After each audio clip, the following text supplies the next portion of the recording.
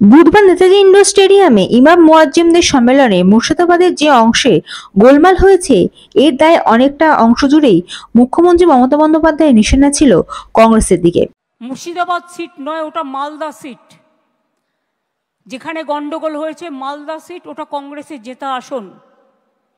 জেতবার সময় তারা জিতবে, আর দাঙ্গা হলে তখন রাস্তায় বেরোবে না, কন্ট্রোল করবে না, এটুকু আশা আমি করি না।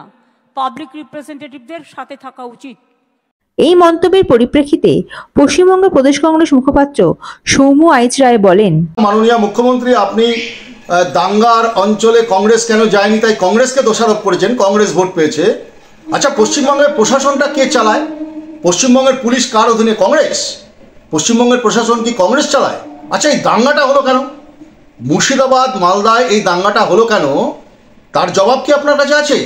এই যে দীর্ঘদিন ধরে আমরা বলে আসছি, কংগ্রেসের প্রত্যেকটা মানুষ প্রতিদিন বলছিলাম আমরা গত 2-3 বছর ধরে যে পশ্চিমবাংলায় ধর্মীয় মৌলবাদের জিগির তোলা যে সমস্ত মানুষ এই প্রতিযোগিতামূলক ধর্মীয় মৌলবাদের জন্ম দিচ্ছে আপনার দল এবং আপনার দলের লোকেরা এবং বিজেপি সমান্তরালভাবে দাঙ্গার পরিস্থিতি সৃষ্টি করছেন। কটা এফআইআর করেছেন আপনার দলের যে সমস্ত লোকেরা উত্তেজিত দাঙ্গা প্ররোচনামূলক কথা বলেছে? তাদের বিরুদ্ধে কজনকে আপনি জেলের হাওয়া খাইয়েছেন? একটাও এফআইআর করেছেন বিজেপির নেতার বিরুদ্ধে?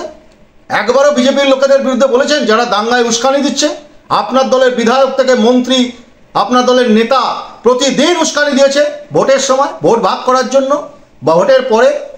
মুর্শিদাবাদ মালদার বিস্তীর্ণ অঞ্চলে কংগ্রেসকে পর্যদস্ত করার জন্য আপনারা সাম্প্রদায়িক তাস খেলেছেন। আর আজকে আপনি বলছেন কংগ্রেসের দোষ। আপনার মানে মনে হচ্ছে না একবারও যে মানে এই রাজ্যে অসাম্প্রদায়িক যে চরিত্র তাকে কলুষিত করেছে আপনার দল এবং বিজেপি।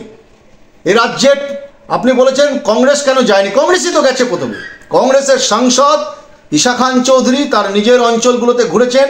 প্রাক্তন সাংসদ অধীর রঞ্জন চৌধুরী দুর্গতদের পাশে দাঁড়িয়েছে। দাঙ্গা পরিস্থিতিতে ওই রকম বিপজ্জনক জায়গায় প্রত্যেকটা মানুষের পাশে গিয়ে দাঁড়িয়েছে। আপনি কবার গেছেন? আপনার দলের লোকেরা কবার গেছে? অন্যান্য রাজ্যে তো আপনি টিম করে লোক পাঠান, এই রাজ্যে কেন পাঠাননি আপনি এতক্ষণ পর্যন্ত?